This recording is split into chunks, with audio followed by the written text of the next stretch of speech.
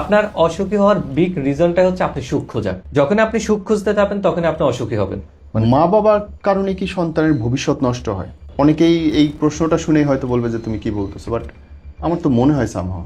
কখনো অতীত নিয়ে তো ঘাটাঘাটি করে জানতে চাবেন না। আগে জানার আগে আপনি নিজে কোয়ালিটি চেক করবেন যে আমি কোনো কিছু নেগেটিভ নিতে পারি কিনা, আমি কি সবকিছু ওভার থিঙ্কিং করি কিনা। সম্ভবত দুনিয়ার সবচেয়ে বড় প্রশ্ন এটা ভাই, মা আগে নাকি বউ আগে, বড়কে? মানুষ যখন হচ্ছে খুব ডিপেন্ডেন্ট মধ্যে থাকে, খুব কন্ট্রোল সিচুয়েশনের মধ্যে থাকে, সে তখন ইন্ডিপেন্ডেন্ট হতে অনেক চেষ্টা করে। কিন্তু এখানে মজার কাহিনী হলো, মানুষ যখন প্রচুর স্বাধীনতা পেয়ে যায় তখন সে আবার ডিপেন্ডেন্ট হতে চায়। সবচেয়ে বিপদের সময় হচ্ছে ব্রেকআপের সময়। ব্রেকআপ হইলে আমরা বুঝি না যে কি করবো। কেউ মদ গাঁজা খায় পড়ে থাকতেছে, কেউ ঘুমাচ্ছে, কেউ ডিপ্রেশন যাচ্ছে, কেউ হাত কাটতেছে। করবে এটা কি মানুষ? আপনি যত বেশি তার নাম যদি বলেন নীরব, আমি ভুলে যেতে চাই নীরবকে, যতবার নীরব নাম বলবেন ততবার হচ্ছে যে ব্রেন কি করবে, আপনার হচ্ছে যে সকল তথ্যগুলো মনে করবে। আমরা ধর্মটাকে সবসময় ব্যবহার করি, প্র্যাকটিস করি না। আমরা যারা স্বাধীন চেতা হতে চাচ্ছি বা আমরা স্বাধীনভাবে চলি, ওয়েলকাম লোনলিনেস লাইফ। আমরা হচ্ছে বেশিরভাগ লোক বৃদ্ধাশ্রমে থাকবো। তো আপনি মৃত্যু চাইবেন, মৃত্যু আসবে না। উফ, এটা ভয়ঙ্কর। সবচেয়ে বেশি ম্যানিপুলেটিভ লোক হয়ে থাকে হচ্ছে প্লে বয় গুলো এবং হচ্ছে মাদকাসক্তগুলো। আমি ইন্টারভিউতে নিয়ে দেখলাম একটা মেয়েকে এত ভালো জানে না একটা প্লে বয় মেয়েদেরকে যত ভালো জানে। হাই হাই, তারা অনেক বেশি এক্সপিরিয়েন্সড। ভাই, ভুল মানুষের সাথে আমাদের প্রেম হয় কেন বলেন তো? সাইকোলজি কি বলে? আমাদের মা বাবা অনেকে ধর্মের দোহাই দিয়ে আমাদের সন্তানের উপর অত্যাচার করে যাচ্ছে, জুলুম করে যাচ্ছে। যারা মানুষ বুঝতে চান, মানুষের আচরণ বুঝতে চান, আজকের অনুষ্ঠানটা তাদের জন্য। কেবলমাত্র সেসব মানুষ খুব গুরুত্বের সঙ্গে দেখবেন যারা মানুষের সঙ্গে উঠা বসা করেন, বুঝতে চান সামনের মানুষটা কি ভাবছে, কেমন করে আপনি তাকে আপনার পক্ষে আনতে পারেন, কিংবা ওই মানুষটা মিথ্যা বলছে কিনা, তার সাথে আপনার সম্পর্কটা কত বেশি গভীর হতে পারে, দুজনের মধ্যে সম্পর্কটা কেমন করে সুন্দর করবেন, এসব নিয়ে আজকের এই আয়োজন। আমার নাম নীরব এবং আমার সাথে গর্বের সঙ্গে জানাচ্ছে একজন আন্তর্জাতিক খ্যাতিসম্পন্ন মানুষ আমাদের সঙ্গে উপস্থিত আছেন, যিনি বিহেভিয়ারাল সায়েন্স নিয়ে পড়ালেখা করছেন, পিএইচডি করছেন। তার মানে আমাদের বসা, আচরণ, কথাবার্তা নিয়ে যিনি প্রাতিষ্ঠানিক শিক্ষায় আমাদেরকে আলোকিত করতে পারেন। আমার সাথে উপস্থিত আছেন doctor Mohammad Miraj Hossain, forensic psychologist, clinical forensic psychologist. ভাই, ব্যাপারটাই আমার কাছে নতুন। এখানে মূলত হচ্ছে আমার বাংলাদেশে তো এখন তো ফরেনসিক সায়েন্স সাবজেক্ট পর্যন্ত নেই, পড়াশোনা নেই। আর আমি জগন্নাথ ইউনিভার্সিটি সাইকোলজি ডিপার্টমেন্ট থেকে অনার্স করেছি, মাস্টার্স করেছি ক্লিনিক্যাল কাউন্সিলিং সাইকোলজিতে। এরপরে পিজিটি করেছি বঙ্গবন্ধু শেখ মুজিব মেডিকেল বিশ্ববিদ্যালয় থেকে। এবং এর পরবর্তীতে আসলে আমার নতুন জিনিস শিখতে ভালো লাগে। পরবর্তীতে আমি একদিন একটা স্যারের ক্লাস করি, ইন্ডিয়ান স্যার, যেখানে উনি বলতেছে বডি আমাদের 93% কমিউনিকেশন হচ্ছে নন ভার্বাল কমিউনিকেশন, যেটা রিসার্চ বেস। মানে 93%? জি, আমরা যে শব্দটা বলি, যেমন হচ্ছে 7% মাত্র শব্দ, 38% হচ্ছে শব্দের কোয়ালিটি, আর বাকি অংশটা হচ্ছে আপনার বডি ল্যাঙ্গুয়েজ। যেমন হলো কেউ একজন আসতেছে রুমে, আসো, শব্দ নর্মাল, আসো, শব্দ একই কিন্তু মিনিং ভিন্ন, এই শব্দের কোয়ালিটি। আর বাকি 55% আমার বডি ল্যাঙ্গুয়েজ। যেমন আপনি এদিকে ফিরে আছেন, আমি আপনার দিকে আছি, আমরা কথা বলি, যদি আমরা দুইজন এভাবে অ্যাঙ্গেলে কথা বলি, অর্থাৎ আমরা দুইজন আগ্রহী না। অর্থাৎ আমাদের বডি ল্যাঙ্গুয়েজে বুঝিয়ে দিচ্ছে আপনি আমার দিকে যে অ্যাঙ্গেলে তাকিয়ে আছেন, আপনি খুব মনোযোগ সহকারে শুনতেছেন। যদি এমন হয়তো হ্যাঁ হ্যাঁ ঠিক আছে শুনছি, অর্থাৎ আপনি আমার কথা শুনছেন না। এই বডি ল্যাঙ্গুয়েজে বলে দিচ্ছে আপনার ইনার মিনিংটা কি। আমরা চাইলেও হচ্ছে সবসময় ফেক করতে পারবো না। এগুলো মূলত এফবিআই কাজ করে আসতেছে আর গত 40-50 বছর ধরে বিহেভিয়ারাল সায়েন্স ইউনিট এফবিআই থেকে শুরু হয়েছে। সেখান থেকে এখন ওনারা রিটায়ার্ড হয়ে গেছেন, এখন আমাদেরকে শেখাচ্ছে, আমরা ওখান থেকে কিছু কাজ করছি। ওকে, আপনার কাছে আমার খুব বেসিক প্রশ্ন আছে, এবং যে প্রশ্নগুলো প্রত্যেক জীবনে কাজে লাগে, সেই প্রশ্নগুলো একদম সাইন্টিফিক্যালি আপনি আমাদেরকে ব্যাখ্যা করবেন, যে নিয়ে আমি লিখে নিয়েছি। সো মানে is Gaana be very good thing. Number 1, দেখেন খুব হাস্যকর লাগবে শুনতে, কিন্তু এইটাই সত্যি যে আমরা শুনে অভ্যস্ত যে নারী আর পুরুষ কিছু একটাতে আটকায়, কিন্তু সেই আটকানোটা কি? ওকে, এটা মানে বৈজ্ঞানিকভাবে ক্লিনিক্যালি কি আসলে বলে? এটা অ্যাজ এ আমার ক্লিনিক্যাল সাইকোলজিস্ট কাউন্সিলিং এর এক্সপিরিয়েন্স থেকে যদি হচ্ছে বলেন, আমার নলেজ থেকে টিচিং প্রফেশনে, তাহলে আমি বলবো মানুষ আটকায় হচ্ছে তার সময় অনুযায়ী যখন যা প্রয়োজন। আপনার এখন বয়স হচ্ছে মনে করেন 18 থেকে 20, আপনি হচ্ছে লাইফে কেয়ার পান নাই, আপনার এখন কেয়ারে আটকিবেন। যখন আপনি কেয়ার পেয়ে গেছেন, আপনার কাছে টাকা নাই, তখন আপনি টাকাতে আটকিবেন। যখন আপনি এগুলো পেয়ে গেছেন, ধরলাম আপনার কাছে কেউ সম্মান দিয়ে কথা বলেন, আপনি তখন সম্মানের পিছনে ঘুরবেন, এই সম্মানের পিছনে আপনি ঘুরবেন। অর্থাৎ যার যখন যেটা প্রয়োজন সে সেটার পিছনে ঘুরবে। অতএব আমরা কখনো এরকম লেভেলিং করে দিতে পারবো না, আপনার পুরুষে হচ্ছে এটার পিছনে ঘুরে, মেয়ে এটার পিছনে ঘুরে। সময়ের সাথে সাথে, আমাদের বয়সের সাথে সাথে সবকিছু চেঞ্জ হয়। অতএব যার আজকে টাকা আছে, কালকে সে হচ্ছে রেসপেক্টের পিছনে ঘুরবে। যে সমাজের রেসপেক্ট আছে, তার কাছে ওটার ভ্যালু নাই, সে চাচ্ছে হচ্ছে যে আমাকে মানুষ যেন হচ্ছে যে রিকগনিশন দেখ, আমাকে মানুষ যেন হচ্ছে যে টাকা দিয়ে অনেক কিছু দেখ। অতএব আমার লাইফে অভাব কি আছে এবং ভবিষ্যতে বয়সের সাথে সাথে কি আসবে সেটাকে দেখা। তার মানে কি ভাই এরকম যে আমি ওই মানুষটা কিসে আটকাবে এইটা আমি বুঝতে পারবো তার দুর্বলতাটা জানলে, যে তার আসলে কোথায় অপ্রাপ্তি আছে, রাইট? G, that's right. ছেলে এবং মেয়েদের অনুভূতি আলাদা, এবং এই অনুভূতিটা বোঝা বা অনুভূতি আলাদা হওয়ার কারণটা, এটা আমি বলবো আল্লাহ সৃষ্টিগতভাবে হচ্ছে যে আমাদেরকে আলাদাভাবে সৃষ্টি করছেন। আমাদের টেস্টোস্টেরন হরমোন ছেলেদের বেশি, মেয়েদের কম, এটা জন্মগতভাবে আছে। অতএব আচরণগুলোর মধ্যে পার্থক্য থাকবে। এখন এটার মধ্যে নারীর সৌন্দর্য, সে তার হচ্ছে বিভিন্ন ধরনের আচরণ করে, পুরুষের এক বিহেভিয়ারের মধ্যে সৌন্দর্য সে জায়গার। এখন আমরা যেমন নারী হচ্ছে যে কোনো কিছু সে প্রশংসা শুনতে ভালোবাসে। যেমন আমাদের একটা কমন কথা, আমরা কি মেয়েরা সবসময়, নারীদের একটা কথা থাকে, ছেলেরা কেন সত্য কথা বলে না। কিন্তু আপনাকে সাইকোলজি বিহাইন্ডটা বুঝতে হবে। আপনাকে যখন প্রশংসা করে আপনার খুব ভালো লাগে। অতএব আমি যদি ক্যাটাগরি করি, কেউ হচ্ছে দেখতে সুন্দর, কারো ফিগার সুন্দর, কারো হচ্ছে যে কোয়ালিটি ভালো। অতএব সবাই দেখতে, বিউটিফুল এর মিনিং এক জিনিস, কিউটির মিনিং এক জিনিস। কিন্তু কেউ আমাকে বিউটিফুল বলুক, কেউ আমাকে হ্যান্ডসাম বলুক, কেউ আমাকে অসাম বলুক, ভালো লাগে, তাহলে কি এটাও তো এক ধরনের ম্যানুপুলেটিভ তথ্য। অতএব আমাদের জন্মগতভাবে হচ্ছে একজন ফিমেল, সে কেয়ার পাওয়া, আদর পাওয়া এবং কথাগুলোকে একটু ঘুরিয়ে বলা পছন্দ করে। আর ছেলেরা হচ্ছে দায়িত্ব এগুলো নিতে নিতে সে স্ট্রেট ফরওয়ার্ড হয়ে যায়। ইমোশন তারা আমাদের সমাজে এমনভাবে শিখে, ছেলে কান্না করতে পারবে না, যার কারণে হয়ে যায় কি সেও স্ট্রেট ফরওয়ার্ড হয়, অন্যের ইমোশনগুলো আন্ডারস্ট্যান্ড করতে পারে না। অতএব আমাদের ছেলেদেরকেও বুঝতে হবে যে ফিমেলরা আমার সাথে এইভাবে আচরণ করবে, তার সাথে আমি ইমোশনালি কানেক্টেড হব। আর ফিমেলদেরকে বুঝতে হবে, মেলরা হচ্ছে যে অনেক ক্ষেত্রে ইমোশন সবাই বুঝবে না, আমাকে তারকে ডাইরেক্ট ইজি করে দিতে হবে, আমি কমপ্লেক্স করব না সব। এইটা খুব সুন্দর কথা বলছে যে আমাদের বুঝতে হবে যে ওরা আবেগী হবেই, আর ওদের বুঝতে হবে যে আমাদের আবেগটা নাই, সো তার কাছে আমি ঘুরে পেঁচা না বলে স্ট্রেট বলবো, ভাই আমার এটা না এটা চাই, রাইট? জি। রিলেশনশিপ তো ভাই অনেক ধরনের হয়, এই ধরনগুলো কি? রিলেশনশিপ এখনকার সময় আমার যদি ক্লিনিক্যাল এক্সপিরিয়েন্স বলেন, আমি তো খুব ভেরি ব্যাড বলবো। সেটা হলো, আমি আসলে খুব ইন্টারভিউ নিতে পছন্দ করি। এখানে আজকে তো উল্টা হচ্ছে, আমি সবার সাথে বলো তো এই সিচুয়েশনে গেলে কি করবো, ওই সিচুয়েশনে গেলে কি করবা। এখন আমি ক্লিনিক্যাল এক্সপিরিয়েন্স থেকে দেখলাম কিছু মানুষের হচ্ছে যারা কখনো রিলেশনশিপে যায়ও না, যেতেও পছন্দ করে না, এটা একটা গ্রুপ ধরেন। আরেকটা গ্রুপ হচ্ছে ওকে আমি রিলেশনশিপে গেলাম অথবা লিভিং থাকলাম, মানে একটা পর্যায়ে গেলাম, ইটস ওকে, এরপরে বিয়ের পরে যাব না, এটা আমি লয়াল হয়ে যাব, এটা একটা গ্রুপ। আরেকটা গ্রুপ পাই যেটা আলটা মডার্ন বলে না, যেটা মেন্টালিটি আলটা মডার্ন, সেটা হলো ওকে আমি হচ্ছে যে লয়াল আছি ঠিক আছে, কিন্তু আমি মাঝে মধ্যে হচ্ছে বিভিন্ন জায়গায় ঘুরতে গেলে হচ্ছে যে দুই একটা জায়গায় ইনভলভ হয়ে যাব, বা দুই একটা অ্যাক্টিভিটির মধ্যে আমি ইনভলভ হবো। এবং সেটা মেল ফিমেল বলে কথা না, এরকম প্রচুর এক্সপিরিয়েন্স দেখতেছি। অতএব আমি এই তিন ক্যাটাগরি। প্রবলেম হচ্ছে কি, যে সিঙ্গেল ইন এ রিলেশনশিপ আর বিয়ের পরে, হ্যাঁ একদম সিঙ্গেল, বিয়ের পরে হচ্ছে সে এক্সট্রা ম্যারিটালও করবে। অতএব একটা ছেলে মেয়ে দুইটার হচ্ছে মাইন্ডসেটটা এমন দেখতেছে। এখন প্রবলেম হয়ে যায় এখানে, যার মেন্টালিটি আছে সে কখনো করে না বা হচ্ছে করবে না। এখন তার বিয়ে বা হচ্ছে যদি হয়ে যায়, যার আগে এক্সপিরিয়েন্স আছে, সে অনেক ক্ষেত্রে বলা হচ্ছে আমি মেনে নিচ্ছি, কিন্তু আসলে সে শুনে বিতর্কত মেনে নিতে পারে না। অতএব আমি আরেকটা জিনিস আপনাদের সতর্ক দিই, কখনো অতীত নিয়ে তো ঘাটাঘাটি করে জানতে চাবেন না। আগে জানার আগে আপনি নিজে কোয়ালিটি চেক করবেন, যে আমি কোনো কিছু নেগেটিভ নিতে পারি কিনা, আমি কি সবকিছু ওভার থিঙ্কিং করি কিনা, আমার মধ্যে হজম করার শক্তিতে মানে নেগেটিভ ইনফরমেশন নেওয়ার আছে কিনা, নাকি আমি এটাকে প্যাঁচা প্যাঁচা আরো বড় করি। যদি করি আপনার দরকার নেই, জানারও দরকার নেই, যেভাবে আছেন বর্তমান থেকে ফিউচারে ভালো থাকে। বলা হয় যে ইনফরমেশন কিলস। আগে টোবাকোর গায়ে, অ্যালকোহলের গায়ে লেখা থাকতো, এখন বলা হয় যে ইনফরমেশন কিলস, যত জানবেন তত বিপদ। নিজেকে চেনার জন্য ক্রেভিং বা উইশ ব্যাপারটাকে কেমন করে রিলেট করা যায় ভাই? ওকে, এখন এই ক্রেভিংটা হচ্ছে যদি আমি একটা ঘটনা ধরলাম, হচ্ছে আমি দেখলাম আমার হচ্ছে হাজবেন্ড গত 10 বছর ধরে বা পুরুষ হচ্ছে সে কি করলো, কখনো হচ্ছে যে সন্তানকে নিয়ে হসপিটালে যায়নি। এখন আমার সন্তান হচ্ছে যে হঠাৎ করে এখন অসুস্থ হয়ে গেল, আমি এই পরিমাণ ইম্পালসিভ অ্যাডজাস্ট করতে পারছি না। তাহলে হচ্ছে কি আমার এখন ক্রেভিং আসতেছে যে আমি পারতেছি না, ও কেন হসপিটালে নিয়ে যাচ্ছে না, ও কেন আমাকে টাইম দিচ্ছে না। কিন্তু ওর নেচারটাও বুঝতে হবে, ওর নেচারটা হচ্ছে ও জীবনে কখনো সন্তানদেরকে হসপিটাল নিয়ে যায় নাই, ও আমার উপর দায়িত্ব দিয়ে দিছে, পরিবারের কারো উপরে দায়িত্ব দিয়েছে। অতএব আমার সিচুয়েশনের সাথে সাথে আমার যে এক্সপেকটেশন তৈরি হচ্ছে, কি ক্রেভিং তৈরি হচ্ছে, এখানে আমার ক্রেভিং তৈরি হচ্ছে সে আমাকে সময় দিক, আমিও লোড হয়ে আছি, আমার বাচ্চাকে সময় দিক, কিন্তু এটা তার হ্যাবিট কিনা সেই জায়গাটা দেখতে হবে। একই জিনিস হচ্ছে আমরা প্রথমে যে আলোচনা করছিলাম, আমার এখন কি হচ্ছে, আমি এখন অনেক সম্মান অনেক কিছু পেয়ে গেছে, আমাকে বাইরে সবাই অনেক স্যার স্যার ম্যাডাম ম্যাডাম বলতেছে, আমি ঘরে চাচ্ছি সবাই আমাকে সম্মানের আলোচনা করুক।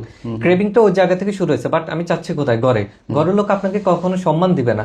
একইভাবে হচ্ছে যে আমি সোশ্যাল মিডিয়াতে দেখতেছি যেমন ট্যুরে যাওয়াটা, এটা এই পরিমাণ আপনারা হাইপ তৈরি করা হয়ে গেছে, আমি ট্যুরে যাইতেই হবে, না গেলে খুব ক্ষতি হয়ে যাচ্ছে। কিন্তু আপনি দেখেন আপনার, আমি যাওয়ারও অনেক পক্ষে, কিন্তু ট্যুরে না গেলে আমার জীবনে শেষ, আমার জীবনে ব্যথা, আমার জীবনে হচ্ছে বেঁচে থাকে কি লাভ, এগুলো মানে কি আপনি তো নেগেটিভ ভাবে ইভ্যালুয়েট করতেছেন। আপনি আপনার দাদা দাদি এরকম অনেককে পাবেন যারা জীবনে নিজের এলাকা গ্রাম ছেড়ে কোথাও যায় নাই, তারা কি জীবনে আনহ্যাপি ছিল না, অর্থাৎ হ্যাপি ছিল, অর্থাৎ তাদের সাথে আমি কম্পেয়ার করতে বলতেছি না, কিন্তু আমাদের একটা কনসেপ্ট ঢুকে গেছে আমাকে পুরো পৃথিবী ঘুরতে হবে। ভাই আপনার কোটি টাকা আছে, আপনি হেলিকপ্টারে ঘুরেন, আমার কাছে হচ্ছে 10,000 টাকা আছে, আমি হচ্ছে যে কোনো নদীর পাশে যাই ঘুরি। এখন আপনাকে রিয়েলিটি মানতে হবে, না মানে আমার শুধু দেখার সাথে সাথে ক্রেভিং উঠতেছে এবং ফিল আপ হচ্ছে না, আমি তখন নিজেকে অসুখী মনে করতেছি। আপনার অসুখী হওয়ার বিগ রিজনটা হচ্ছে আপনি সুখ খোঁজা, যখন আপনি সুখ খুঁজতে যাবেন তখন আপনি অসুখী হবেন, মানে সুখ খুঁজতে গেলেই অসুখী হবেন। অতএব আপনাকে করতে হবে কি, আমার যে অবস্থায় যতটুকু আছে আমি নিয়ে আলহামদুলিল্লাহ ভালো আছি, মুখে না মন থেকে ওকে চলতেছে, সমস্যা আছে সলভ করব। আমরা দুইজন একে অপরকে কেন বিয়ে করা হয়, বিয়ে করা হয় একসাথে আমরা প্রবলেম সলভ করব, সলভ করে সামনে এগিয়ে যাব। কিন্তু আমাদের এক্সপেকটেশন উল্টা হয়ে গেছে, যেখানের মধ্যে এমন হয়ে গেছে না আমাকে হচ্ছে তো আমি তো এখন 10 জেলায় যেতে পারি ঘুরতে পারি, ও গেলে আমি 20 জেলায় ঘুরতে পারবো। কিন্তু আমরা কখনো চিন্তা করি না যে আমার মধ্যে ওই অ্যাবিলিটি, আমার ইকোনমিক্স অ্যাবিলিটি আছে কিনা, আমার ফিজিক্যাল অ্যাবিলিটি আছে কিনা। আমরা তো ট্যুরে এমন লোক হচ্ছে দেখি যে যাওয়ার সাথে সাথে মুড অফ হয়ে গেছে, পুরো ট্যুর মাটি করছে, যে এরকম করছে। আমরা বলছি ভাই তোমার ট্যুরে যাওয়ার অধিকার নাই, কারণ তুমি মুডটাকে কন্ট্রোল করে রাখতে পারো না। একজন একটা কথা বলছে, পুরো গ্রুপের পুরো 20 দিনের 10 দিনের ট্যুর নষ্ট হয়ে গেছে। অতএব আপনাকে শুধু টাকা না, ফিজিক্যাল এবিলিটি, মেন্টাল এবিলিটি এবং আরেকটা হচ্ছে সোশ্যাল মিডিয়া। সো আমরা শুধু ছবি তুলতে তুলতে আশপাশে কি আছে ওইটাই ভুলে যাচ্ছি। আমি যারা হচ্ছে আমরা খুব সোশ্যাল মিডিয়ার ছবি দিতে পছন্দ করি, তাদের জন্য একটা টেস্ট, আপনি যে কোনো জায়গায় ঘুরতে যাবেন, অন্যান্য সময় ছবি দিতেন, এবার ছবি না দিয়ে কাউকে না বলে নর্মাল ঘরের লোক তো জানলো সবাই, আপনি একটু দেখেন অনেক সুন্দর অনেক গর্জিয়াস ছবি আসছে, আপনি ফেসবুকে বা সোশ্যাল মিডিয়া কাউকে না দেখে দেখেন থাকতে পারেন কিনা, ভিতর থেকে কেন কেন একটু দেখেন এতগুলো লাইক কমেন্ট আসবে, সবাই কিউট বলে। অর্থাৎ কি আমরা অ্যাটেনশন চাচ্ছি অন্যদের থেকে, যেটা আমাকে আনহ্যাপি করতেছে। সম্পর্ক নষ্ট করার জন্য প্রত্যাশা কি আসলে কোনোভাবে দায়ী, কিংবা প্রত্যাশাহীন কি আসলে সম্পর্ক হয়? আমি মনে করি আমাদের সম্পর্কগুলো নষ্ট একমাত্র এক্সপেকটেশনের কারণে। এখনকার সময় আমরা একে অন্যদের থেকে এই পরিমাণ এক্সপেকটেশন প্রত্যাশা করি, যেন হচ্ছে আমিও আপনার থেকে অনেক কিছু প্রত্যাশা করতেছেন, আপনিও আমার থেকে প্রত্যাশা করতেছেন, বাকি এখন দেয়ার পক্ষে কেউ নেই। অতএব আপনার আমার থেকে 10টা কাজ আশা করতেছেন, আমি আপনার থেকে 10টা কাজ আশা করতেছি, কিন্তু কে করবে? ঠিক একইটা রিলেশনশিপ হচ্ছে, সে এর করা উচিত ওইটা করা উচিত। আমি এটাকে যদি একটু প্রত্যাশাটা অন্য ডিফাইনে নিই, আমার হচ্ছে স্যাক্রিফাইস করার মেন্টালিটি আছে কিনা, আমি তো হচ্ছে রেসপন্সিবিলিটি মেন্টালিটি আছে কিনা, আমি তো চাচ্ছি সে এরকম ফ্যামিলি হোক বা হচ্ছে সে আমাকে এরকম কেয়ার করুক, আমি ফ্রেন্ডস ট্রিটমেন্ট চাচ্ছি, আমি তাকে কিং ট্রিটমেন্ট দেওয়ার মতন অ্যাবিলিটি আছে কিনা। That is the another point. ঠিক একই রকম হচ্ছে আমি তাকে চাচ্ছি যে সে আমাকে হচ্ছে এসে অনেক বেশি সময় দেখ, কিন্তু সে একজন বিজনেসম্যান। আপনি যখন টাকা পাবেন, যার কাছে টাকা আছে সময় নেই, যার কাছে সময় আছে তার কাছে টাকা নেই। অতএব আপনাকে এক্সপেকটেশন, আপনার রিয়েলিটি মানতে হবে। আপনি যত বেশি অন্যরা তো সময় দেয়, ভাই আপনার কাছে টাকা আছে এই জন্য আপনার হাজবেন্ডের সময় নেই, বা আপনার ওয়াইফ জব করে সে সময় দিতে পারবে না, ঘরে রান্না করতে পারবে না, আপনাকে মানতে হবে, হেল্পিং হ্যান্ড দিয়ে চলতে হবে। কিন্তু না, আপনি আশা করতেছেন সে জবও করবে, সে ঘরে রান্না করবে, সে বাচ্চাও পালন করবে, তার মেন্টাল হেলথটাও সে দেখবে, ফিজিক্যাল হেলথটা দেখবে। এত এক্সপেকটেশন কিভাবে ফিল আপ হবে? অতএব আপনাকে হচ্ছে হচ্ছে আমি বলবো সবার আগে দেখা উচিত আপনি কতটুকু স্যাক্রিফাইস করতে পারবেন, কতটুকু দিতে পারবেন। যদি আমি চিন্তা করি আমি আমার জায়গা থেকে এই জিনিসটা আপনাকে দিব, আপনিও চিন্তা করে দিবেন, তাহলে সবাই দেওয়ার মেন্টালিটি থাকলে আমাদের সমাজটা অনেক সুন্দর হবে। কিন্তু আমাদের এখন হচ্ছে নেওয়ার মেন্টালিটি, ওকে আমি এখানে গেলে আমি এটা পাবো, আমি ওখানে গেলে এটা পাবো, আমি কি দিব? That is the my point. অনেক সময় আমরা দেখি যে অ্যাটেনশন না দিলে খুব মানুষগুলো প্যানিক হয়ে যায় এবং ছটফট করে, এবং সেটা থেকে ঝগড়া ঝামেলা নানান কিছু তৈরি হয়ে যায়। বাঁচার পথটা কি আসলে? আসলে আমি এটাকে খুব স্যাড ভাবে বলবো। আমি যেমন এনএমএইচ আমাদের ন্যাশনাল ইনস্টিটিউট অফ মেন্টাল হেলথের একটা রিসার্চের কথা, কোভিডের আগে রিসার্চ, যেখানে 92% লোক হচ্ছে মেন্টাল হেলথের চিকিৎসা নেয় না।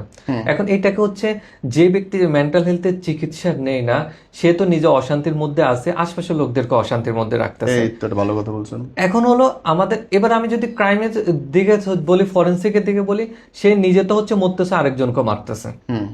এখন আমাদের দেহে হচ্ছে কি, কেউ যদি আমি চিকিৎসা করি, আমার যেমন হাত কাটা গেলে আমি বুঝতে পারছি আমার রক্ত পড়তেছে, আমার মনে কষ্ট লাগতেছে, আমি শেয়ার করলে অসুবিধা কোথায়? আমাদের এখনকার এমন অবস্থা হয়ে গেছে কেউ আমাকে নেগেটিভ কথা বলতে পারবে না, সব আমাকে গুড গুড বলতে হবে। কিন্তু না, আপনাকে পজিটিভ নেগেটিভ দোনোটাই হচ্ছে শুনতে হবে। এখন অ্যাটেনশনের ক্ষেত্রে হচ্ছে কি, আমাদের এই ক্যাটাগরির মধ্যে পার্সোনালিটি ডিসঅর্ডার অনেকের থাকে। কিরকম? পার্সোনালিটি ডিসঅর্ডার হচ্ছে তার আচরণটাই হচ্ছে একটা ডিসঅর্ডার, অর্থাৎ সে হচ্ছে নিজেকে কখনো সুস্থভাবে থাকতে পারে না, সে হচ্ছে খুব ইম্পালসিভ অবস্থায় থাকে, তার খুব অ্যাটেনশন দেওয়ার হচ্ছে প্রয়োজন পড়ে, অথবা সবাই তাকে অ্যাটেনশন দিতে হবে, সে খুব ওভার কন্ট্রোলিং থাকবে, সে খুব অথবা তার চিন্তাগুলো হচ্ছে এমন যে সে তার চিন্তাগুলো কন্ট্রোল করতে পারতেছে না, এবং তার সাথে কারো সম্পর্কগুলো ভালো না। কেউ এসে যদি আমাকে প্রথমে বলে হচ্ছে যে আমার আশপাশে সবাই তো টক্সিক, তখন আমি 3টা কোশ্চেন করি, ওকে আমি তো বিষয়টা বুঝতে পারছি, একটু ক্লিয়ার হওয়ার জন্য বলুন তো আপনার সাথে আশপাশের সবাই সম্পর্ক কেমন?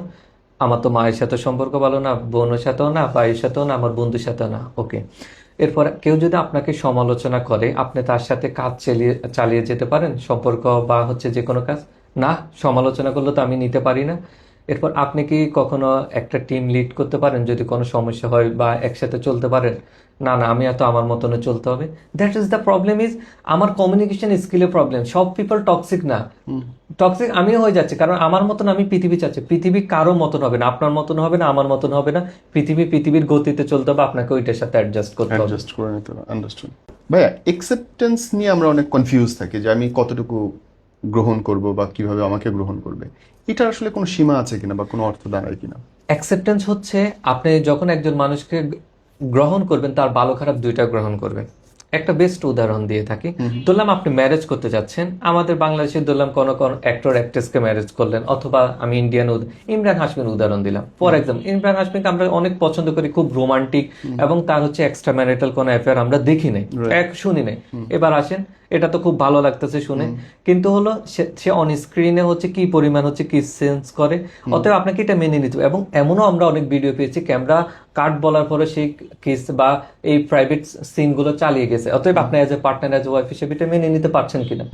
আপনি তো একজন পাবলিক ফিগার বিয়ে করছেন, অতএব তার নেগেটিভটা মেনে নিতে পারছেন কিনা? ঠিক একইভাবে হচ্ছে একজন আপনি বিজনেসম্যান করতে, তার অনেক টাকা আছে, আপনি টাকা দিয়ে আরামে চলতে পারবেন, কিন্তু তা থেকে আপনি সময় আশা করতে পারবেন না। ঠিক একই রকম আমি একজন যদি খুব সেলিব্রিটি, খুব ট্যালেন্টেড, ধরলাম আমি ডক্টর পেশার একজনকে নিলাম, বা সেই ডক্টরের পেশার মধ্যে ক্লায়েন্ট দেখতে দেখতে সে ব্যস্ত হয়ে যাবে, আপনাকে এই পরিমাণ টাইম দিতে পারবে না। অতএব আপনাকে অ্যাকসেপ্টেন্স মানে আপনার ওইটার ভালো এবং খারাপ দুইটাই মেনে নিতে হবে। খারাপটা মেনে নিতে হবে, এটা হচ্ছে আমার মূল কথা। কিন্তু সেটা সবচেয়ে কঠিন। আমরা তো এটা চিন্তাই করি না যে আমার খারাপ একটা জিনিস এটা হতে পারে।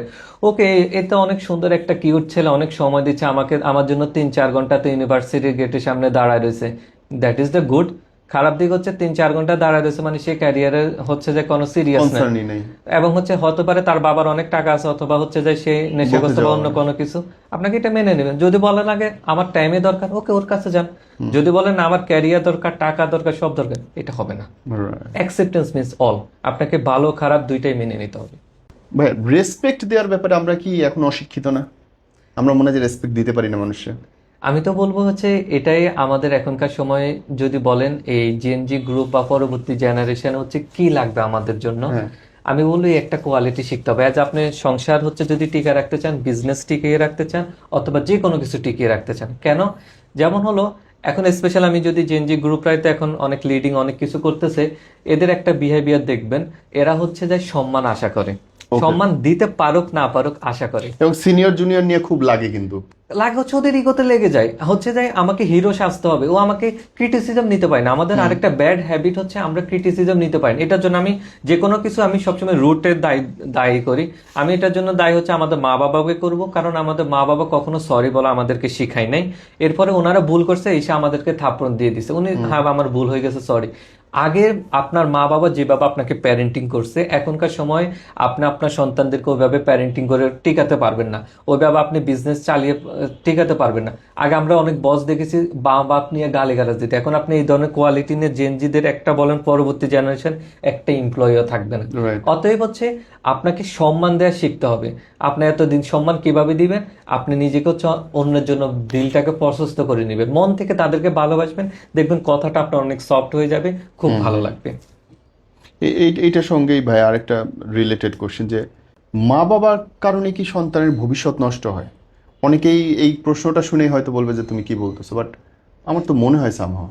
আমি আসলে একক কোনো ব্যক্তিকে কোনো কেসের জন্য বা ঘটনার জন্য দায়ী করি না। আমি সব অ্যাঙ্গেল গুলো দেখার চেষ্টা করি। মা বাবা অনেক বড় ভূমিকা পালন করে। এখন এখানে প্রবলেম হয়ে গেল কি, একটা জেনারেশন গ্যাপও বলবো না, আমি বলবো 5-6টা জেনারেশন গ্যাপ হয়ে গিয়েছে আমাদের মা বাবার সাথে। কিরকম? আমাদের মা বাবারা হচ্ছে ওনারা সরি পা তুলে বসছি, বিহেভিয়ারাল সায়েন্সের মাস্টারের সামনে, না জানি কি অপরাধ হয়েছে। না না, এখানে অপরাধ না, কালচার আপনারা এই ফিল্ডে আছেন, ওই যে আমি খুব রিল্যাক্সে বসে আছি, এই জন্য ওইভাবে কথা বলছি, ইটস ওকে। এখন মা বাবার ক্ষেত্রে হচ্ছে যাই, আমাদের মা বাবারা হচ্ছে কখনো ওনাদের হাজবেন্ড বলেন, ওনাদের হচ্ছে বাবা বলেন খুব কেয়ারিংটা পায় নাই, অথবা আমরা রোমান্টিসিজম যেটা বলি, খুব আপনি বলেন আপনার দাদা দাদি, দাদা বলেন বাবা বলেন চাচা বলেন, কে রোমান্টিক ছিল? কেউ ছিল না। তাহলে কিন্তু এখনকার সময় আপনি রোমান্টিক না হন, আপনি হচ্ছে সংসারে টিকাতে পারবেন না, এবং হচ্ছে আপনার অফিসও চালাতে পারবেন, বউই চলে যাবে ডিরেক্টর উপরে। তাহলে এখনকার সময় যখন আপনার ওয়াইফ হচ্ছে দেখে, আপনার মা দেখে হচ্ছে যে আমি তো জীবনে এটা পাই নাই, এই ধরনের হচ্ছে, তখন ওনারা ইনার আনকনসিয়াস মাইন্ডে ইনসিকিউরিটি ফিল করে।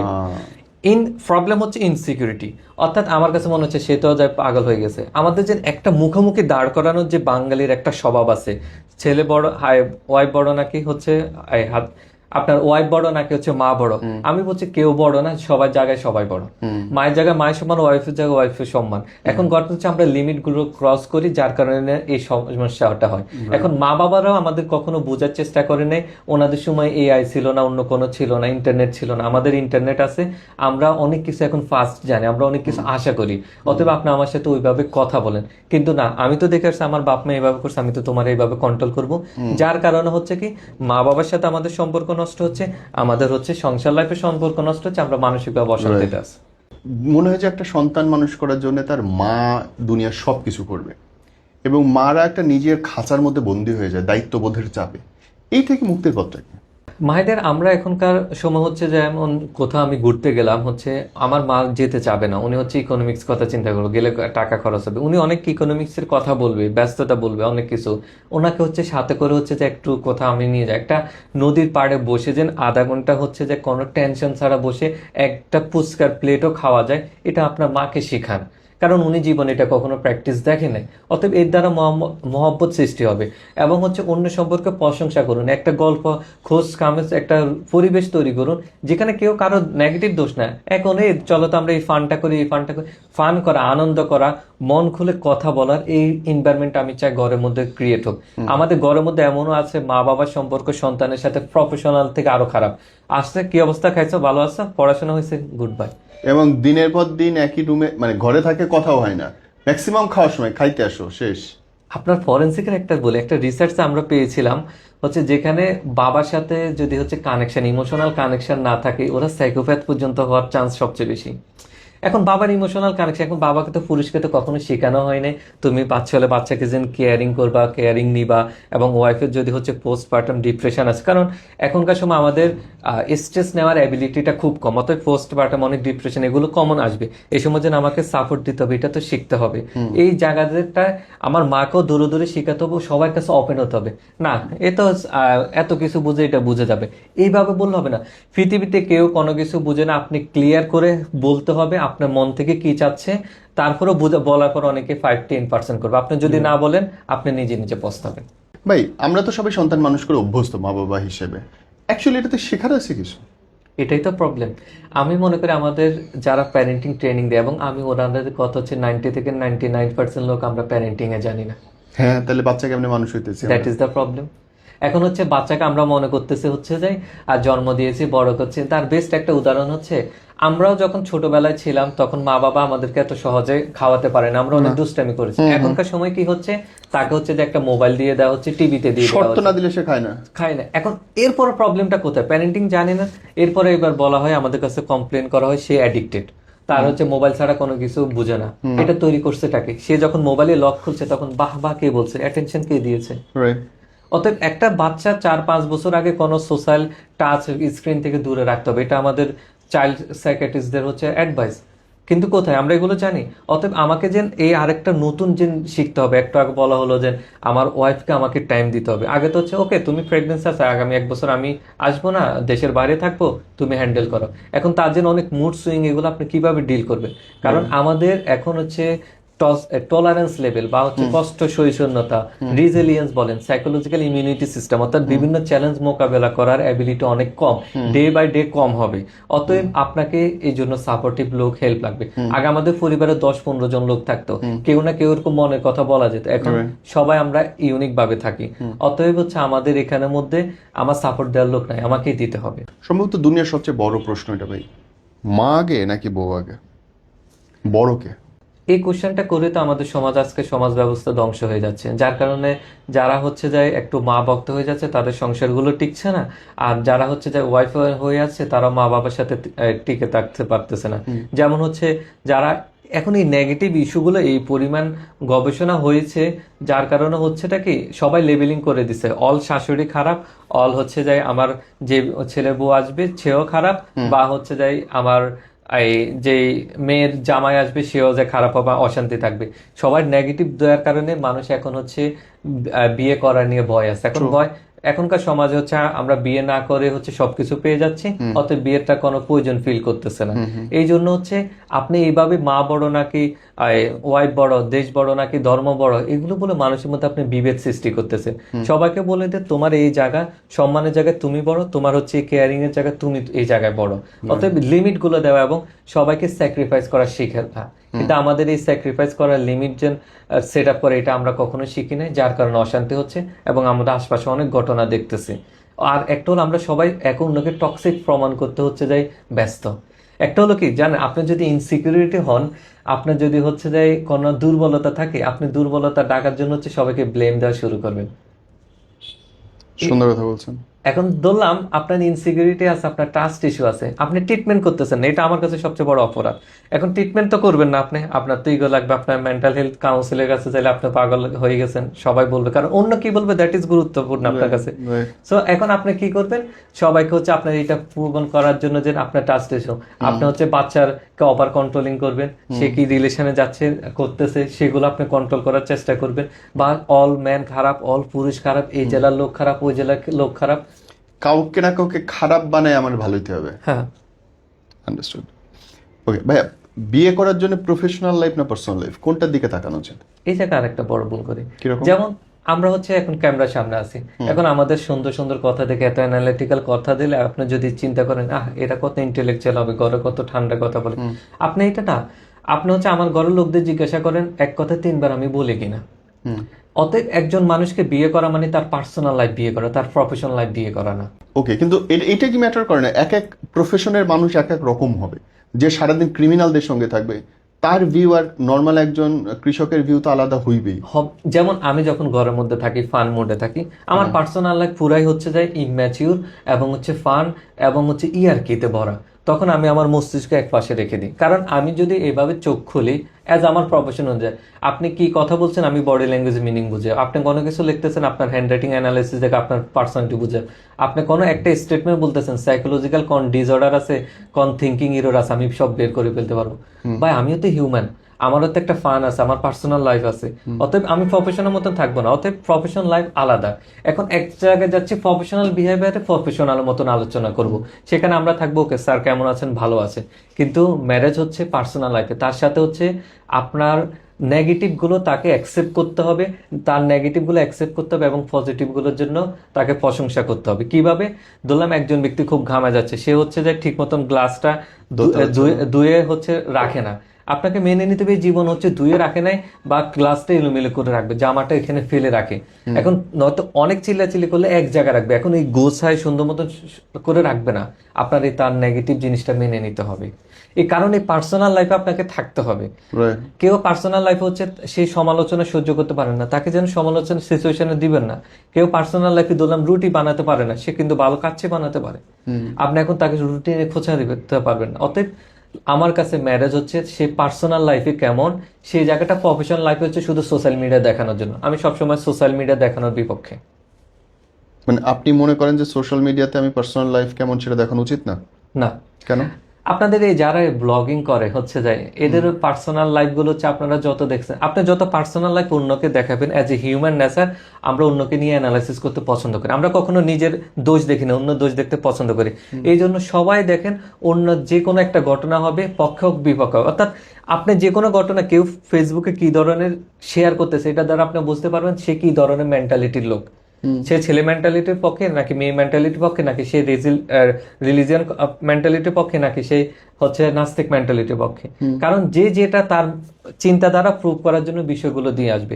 এবার সোশ্যাল মিডিয়ার একটা বেস্ট উদাহরণ হচ্ছে যে আমাদের প্রিন্স মামুন আর লাইলা, এরা কি পরিমাণ ঝগড়াঝাটি করতেছে, আর এরা জীবনে কখনো সুখে থাকতে পারবে না, হবে না। কেন হচ্ছে এদের মধ্যে সুখে থাকার যোগ্যতা নেই।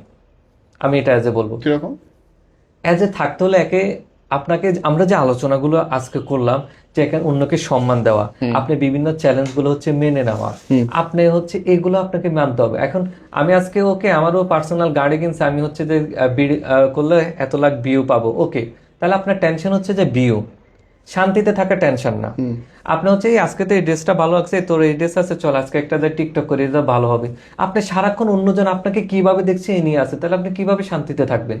শান্তি মানেটা কি? আপনি যে অবস্থায় যেভাবে আছেন ওইভাবে ঠান্ডা মাথায় আপনি খুব ভালো আছেন। ওদের একটা টেনশন হচ্ছে যে এটা এরকম হচ্ছে কেন, ওইটা এরকম হচ্ছে কেন। আর আরেকটা জিনিস, যখন কেউ কারো বিরুদ্ধে কেস করবে, একটা হচ্ছে মনের থেকে সম্মানটা উঠে গেলে আপনি কখনো হচ্ছে যে থাকা যাবে না। যেমন সম্মান যদি আমি বলি, আমার অন্য মন থেকে সম্মান উঠে যাওয়ার জন্য অনেক বড় ইভেন্ট করা লাগবে না। যেমন ধরলাম কেউ না একজন কাপল, তাই সে সকালবেলা উঠে হচ্ছে গোসল করতেছে, রেডি হচ্ছে, একটু ব্যায়াম করে অফিসে যাচ্ছে। এখন হলো ধরলাম তার পার্টনার এসে যে বলতেছে বিয়ের পরে নতুন লাইফ হচ্ছে সুন্দর মতনই, বললো আরে সকালবেলা এত কিসের এক্সারসাইজ, এই একটা কথা বলছেন, হতে পারে তার আপনার মন থেকে তার জন্য সম্মানটাই উঠে গেছে। কি রে ভাই, আমি একটা ভালো লাইফ করতেছি, তুমি এর বাবা অবহেলা করে কথা বলতো, তুমি রাত দিনের 10টা 11টা 12টা পর্যন্ত ঘুমায় আছে, একটা সকালবেলা নাস্তাও রেডি করতেছো না। এই নর্মাল ঘটনার কারণে মানুষের সম্মান উঠে যায়। এরপরে হয় কি, তাদের রিলেশনশিপ হচ্ছে যা, তাদের এক অন্যের প্রতি আকর্ষণ কাজ করে না। এবার এখান থেকে যত ঝগড়াঝাটি শুরু হয়, আমরা শুধু দেখি এই মারছে ওই মারছে, কিন্তু সম্মান উঠেছে কোন জায়গা থেকে, এই জায়গাটা আমাদের দেখতে হবে। আমাদের লাভ অ্যান্ড কেয়ারিং তো উপর থেকে, ভিতর থেকে একটা যেন আমার আসা, সম্মান আসা, একটা আকর্ষণ আসা, আকর্ষণ তো চলে গেছে। ভাইয়া, ইমোশনাল ইন্ডিপেন্ডেন্সি আর সোশ্যাল ইন্ডিপেন্ডেন্সি এই দুটো ব্যাখ্যা করে কেমন করে মানুষ? আমি আমার কাউন্সেলিং সেশনে সবাইকে একটা কমন কথা বলি, সেটা হলো আপনি হচ্ছে ইমোশনালি ইন্ডিপেন্ডেন্ট হন, সোশ্যালি ডিপেন্ডেন্ট। সেটা কেমন? আজকে আমাদের সমাজ হচ্ছে সবসময় একটা কথা বলে না, হচ্ছে যে আমি খুব ইন্ডিপেন্ডেন্ট, আমি খুব সম্মান করি, কিন্তু হচ্ছে আমার কথা হচ্ছে ইন্ডিপেন্ডেন্ট ইমোশনালি হন। কেমন? আমার সাথে আমার বয়ফ্রেন্ড বলেন, আমার হাজবেন্ড বলেন, আমার বস বলেন, খারাপ ব্যবহার করতেছে, আমার 3 দিন ধরে 1 সপ্তাহ ধরে মুড অফ, তাহলে আপনি তো ইমোশনালি ইন্ডিপেন্ডেন্ট। কেউ আপনার সাথে নেগেটিভ বিহেভ করতেছে, আপনি ইমোশনালি ব্যাড। অতএব হচ্ছে আপনি নিজের ইমোশনটাকে কন্ট্রোল করেন, নিজের ইমোশনকে ম্যানেজ করতে পারেন। অন্য কেউ যেন আপনাকে হচ্ছে হচ্ছে যে নাড়াতে না পারে। যেমন আমি এখানে একটা ধাক্কা দিচ্ছি, ওয়ালের কিছু হবে না, কারণ এটা অনেক মজবুত। আপনি ইমোশনালি এই পরিমাণে স্ট্রং হোক, কেউ ক্রিটিসিজম করলে, কেউ সমালোচনা করলে, কেউ অসম্মান দিলে, কেউ যদি আপনাকে অ্যাটেনশন না দেয়, আপনি সেখানে প্রপার বিহেভ পাচ্ছেন না, তারপর আপনি সুন্দর মতন কাজ করে যাচ্ছেন, এটা আপনাকে অনেক হেলদি রাখবে, সুখে রাখবে। আর যদি এবার হচ্ছে দিন শেষে আমাদের সবাই লাগবে। আমি এখানে কথা বলতেছি, আপনি যদি আজকে আমার এই ভিডিওটা না করতেন আমি কি কথা বলতে পারতাম? মানুষ এত জানতো না। অতএব আমাকে চলতে হলে সবাইকে লাগবে।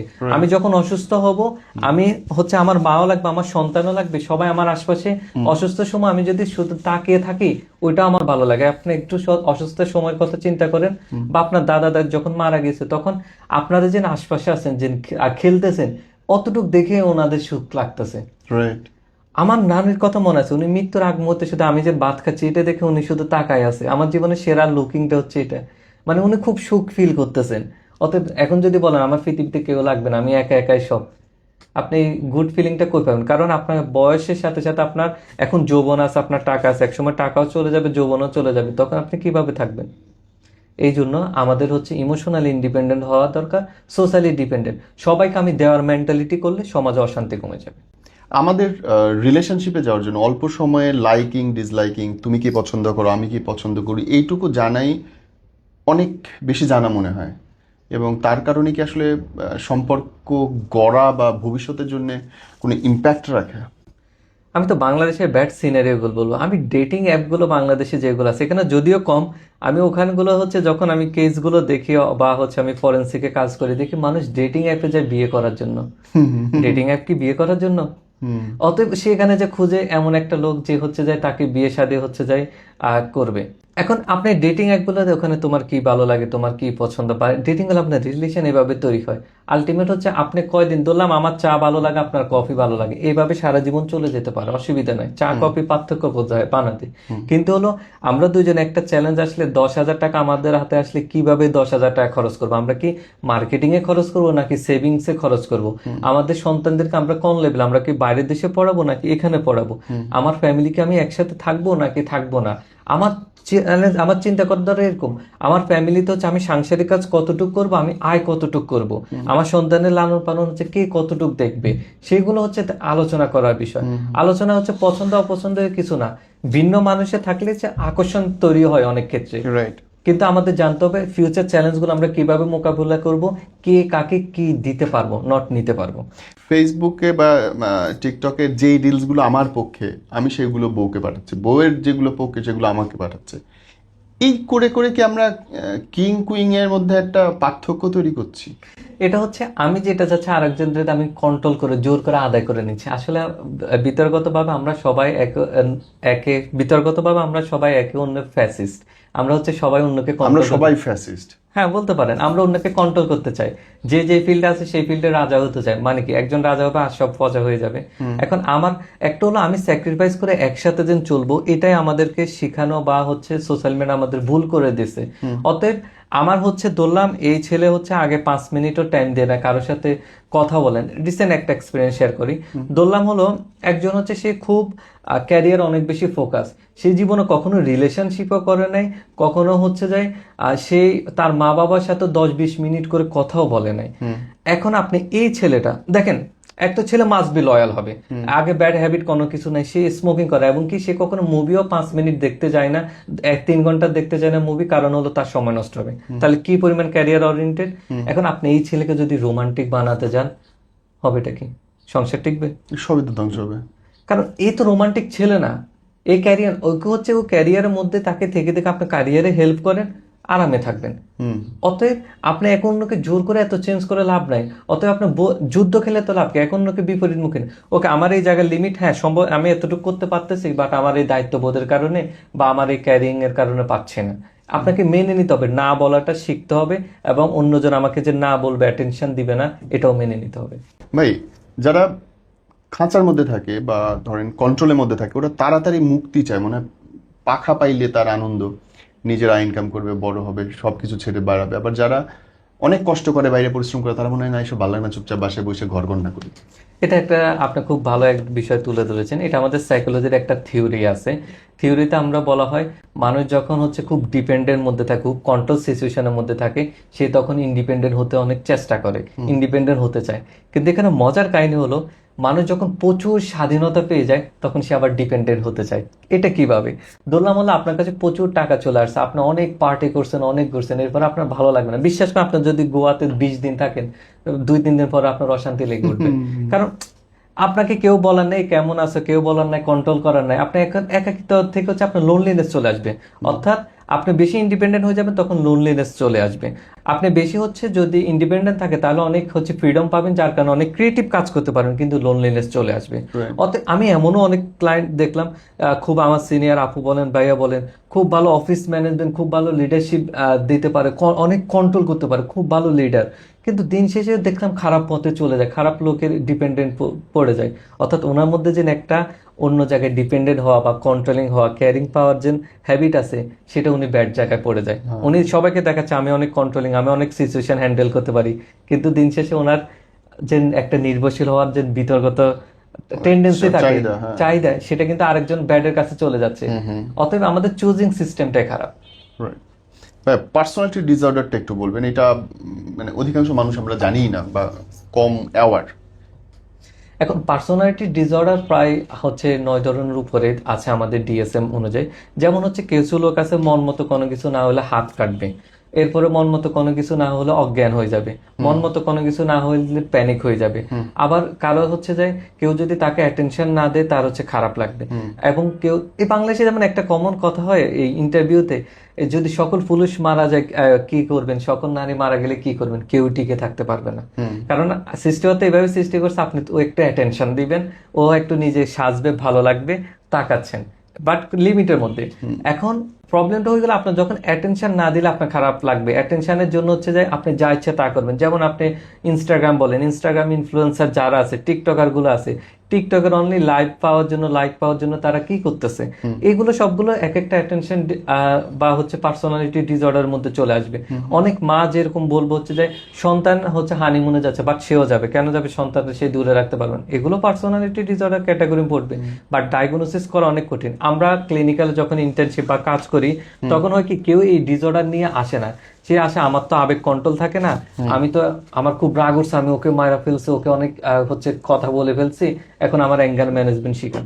প্রবলেম অ্যাঙ্গার ম্যানেজমেন্ট, প্রবলেম হচ্ছে উনি ওনার বিহেভটাকে ইনসিকিউর ভাবে, লাইফে অনেক ট্রমা হয়েছে অথবা হচ্ছে সেক্সুয়াল অ্যাবিউজ হয়েছে, যেগুলোর কারণে ওনার বিহেভটা একটু অ্যাবনর্মাল হয়ে গেছে।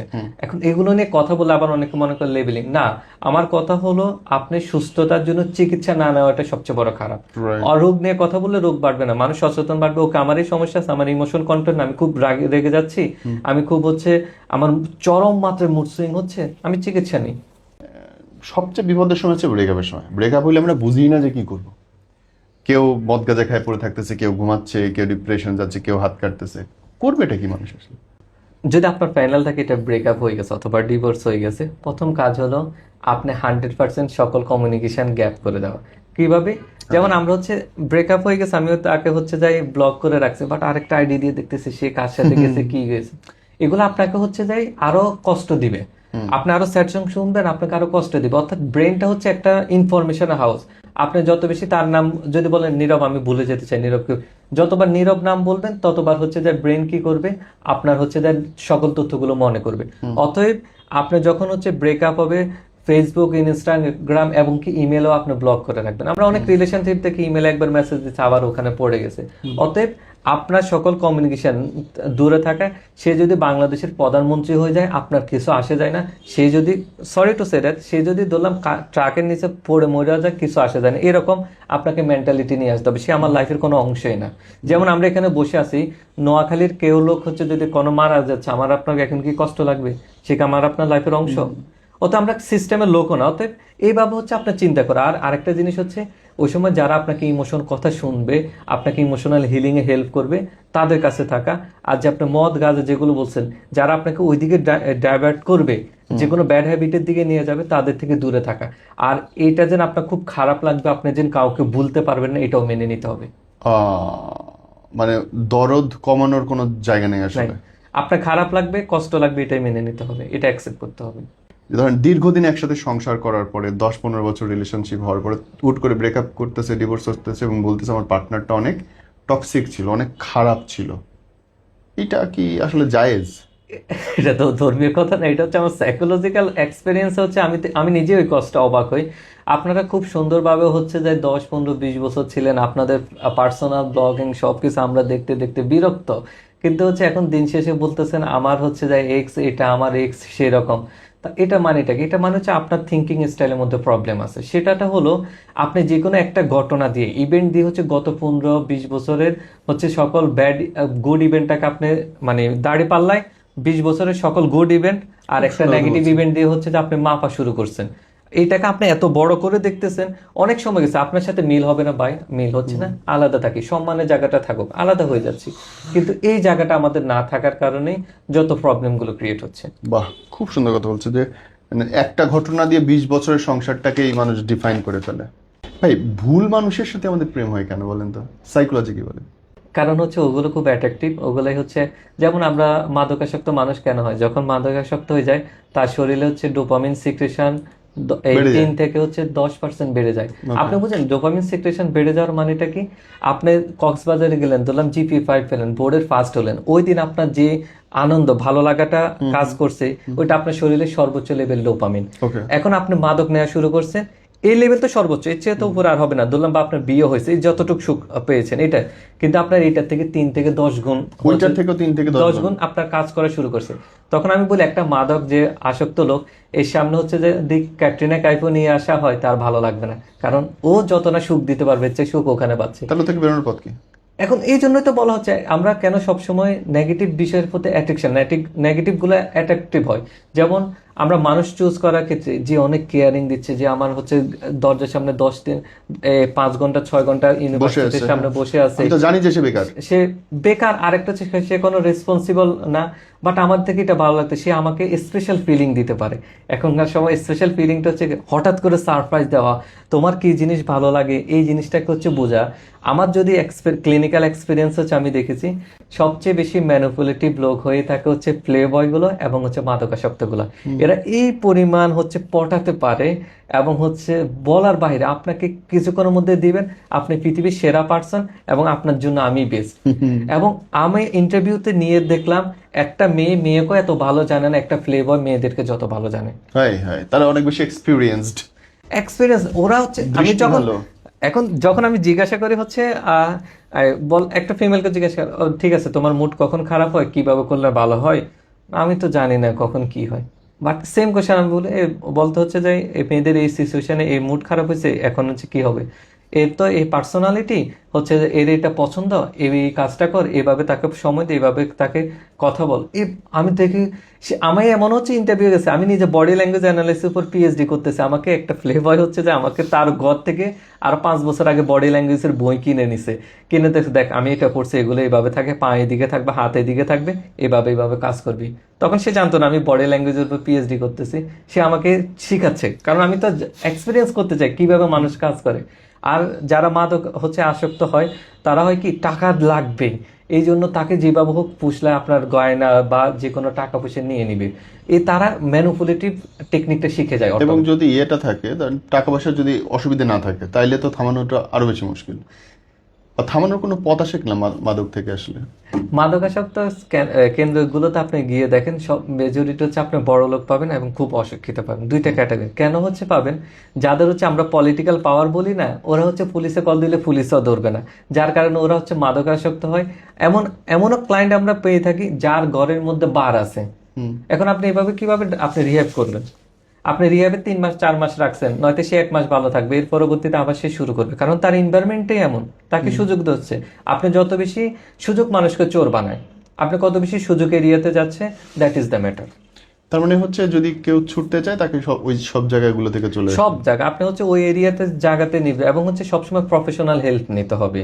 এবং প্রফেশনাল হেল্প নায়ক আমি খারাপ কোনো কিছু, সেটা হতে পারে সাইকোলজিস্ট, সেটা হতে পারে লাইফ কোচ, সেটা হতে পারে আপনার ঘরের কোনো ব্যক্তি যে সাপোর্টিভ ব্যক্তি থাকে, সে তার দেখ আমার এই সময় ক্রেভিং হতে পারে, আমি বলবো ক্রেভিং হলে কিন্তু আমার হাত পা তুমি আটকায় রাখবা। আপনাকে এই পরিমাণ অ্যাক্সেস দিতে হবে, অন্য কেউ যেন আপনাকে কন্ট্রোল করে, সেটা আবার কোন ব্যক্তি পারবে সেটা দেখতে হবে। ভাই, সৌন্দর্য কি সুবিধা তৈরি করে? একটু আগে যেটা সুযোগ মানুষকে হচ্ছে চোর বানায়। যেমন আপনি যদি অনেক বেশি হচ্ছে স্মার্ট হয়ে থাকেন, আপনার জন্য অনেক বেশি কিউট হয়ে থাকেন, বা আপনার ধরলাম কালে অনেক সুন্দর ফেস কাটিংটা অনেক ভালো, অনেক তিল আছে, সবাই তিলের এত প্রশংসা করবে, বা আপনার অনেক বাবার টাকা পয়সা অনেক আছে, অথবা আপনি পলিটিশিয়ান ব্যক্তি, এগুলো হওয়ার কারণে মানুষ আপনাকে এই পরিমাণ প্রশংসা করবে, আপনি রিয়েলিটি থেকে অনেক দূরে থাকবেন। রিয়েলিটি থেকে দূরে থাকলে হবেটা কি, যখন লাইফে আপনার অনেক চ্যালেঞ্জ আসবে, আপনি চ্যালেঞ্জগুলো নিতে পারবেন না, তখন জীবন আপনার কাছে অনেক কঠিন মনে হবে। কারণ তারা আপনাকে হচ্ছে বাস্তব শিখাতে বলেন না। ক্লাসের মধ্যে দেখেন যে মেয়েটা সবচেয়ে বেশি সুন্দর ছিল বা যেগুলো সুন্দর, ওরা একটা হেল্পের কথা বলে বেশিরভাগ লাভ দিয়ে আসে। আর যেটা হচ্ছে মনে করেন ধরলাম একটু কম সুন্দর, দেখতে ভালো না, বা কম কথা বলে, বা এই বোরকা পরে, বা কোনো ছেলেদের সাথে কন্ট্যাক্ট নাই, হেল্প করতে আসে না। অতএব আপনার এই সুযোগে তো আপনাকে বাস্তব সাথে অ্যাডজাস্ট করতে শিখাচ্ছে না। আপনাকে শিখতে হবে কিভাবে আপনি বিভিন্ন ফিউচার চ্যালেঞ্জের জন্য তৈরি হচ্ছেন বা কিভাবে মোকাবেলা করবেন। ওরা তো আপনাকে কখনো চ্যালেঞ্জ, লাইফ ইজ বিউটিফুল, ফ্যান্টাসির জগতে নিয়ে যায়। আপনার অতিরিক্ত প্রশংসা, অতিরিক্ত টাকা, অতিরিক্ত সৌন্দর্য, অতিরিক্ত সুনাম ফ্যান্টাসি জগতে নিয়ে যাবে। ভ্যালু বা প্রায়োরিটি জানাটা কি জরুরি আমাদের নিজেদের? অবশ্যই একজন মানুষের জীবন হচ্ছে প্রায়োরিটি কি সেটা জানতে হবে। প্রায়োরিটি অনেক লেভেলের হয়। যেমন হচ্ছে কারো কাছে রিলিজিয়াস অনেক বেশি গুরুত্বপূর্ণ, কারো কাছে দিনে 5 ওয়াক্ত নামাজ পড়াটা অনেক, কারো কাছে না আমার হচ্ছে যে রিলিজিয়াস আমি একদম ডিপ লেভেলে হচ্ছে পালন করা আমার কাছে গুরুত্বপূর্ণ। অতএব কারো কাছে হচ্ছে না আমার কাছে 20,000 50,000 টাকা কামানো গুরুত্বপূর্ণ, কারো কাছে আমার বাড়ি থাকাটাই গুরুত্বপূর্ণ। আবার এমনও বাংলাদেশে আপনার যদি ক্রিমিনাল গুলো দেখেন, অনেকে হচ্ছে বলে না ক্লাবে কোটি কোটি টাকা নিয়ে ক্লাবের সদস্য কেন হয়, তারা বলে এটা হচ্ছে আমার সম্মান, আমি যত ক্লাবের হচ্ছে সদস্য হতে পারবো আমি তত সম্মানিত হব। তার কাছে প্রায়োরিটি কি? ক্লাবের সদস্য হওয়া, যার কারণে সে কোটি টাকা দেশের ধ্বংস করে, ইজ ডট ম্যাটার। অতএব আপনি যার সাথে আছেন, যার সাথে চলতেছেন, তার প্রায়োরিটি লিস্ট কোন ক্ষেত্রে, প্রফেশনাল ক্ষেত্রে কোনটা, রিলিজিয়াস লাইফের ক্ষেত্রে, পার্সোনাল লাইফে কোন জায়গায়, টাইমের ভ্যালুটা কোন জায়গায়, এগুলো আপনাকে জানতে হবে। ব্যাস, স্যাক্রিফাইসের কি কোনো সীমা আছে? কারণ যাকে দেখি যে স্যাক্রিফাইস করছে তো করেই যাচ্ছে সারা জীবনে। এটাকে খুব আফসোসের কথা বলবো, এক জায়গায় যারা করতেছে করে যাচ্ছে, আর একটা হচ্ছে কেউ করার অ্যাবিলিটি নেই। মানে আমাদের সংসার বলেন, আমাদের পৃথিবী বলেন, মেরুকরণের আমরা টপ লেভেলে আছি। মেরুকরণটা হচ্ছে যে স্যাক্রিফাইস করতেছে, আজীবনে স্যাক্রিফাইস করতেছে, তাকে আমরা কন্ট্রোল করতে যাচ্ছি, তাকে আমরা অত্যাচার করতেছি।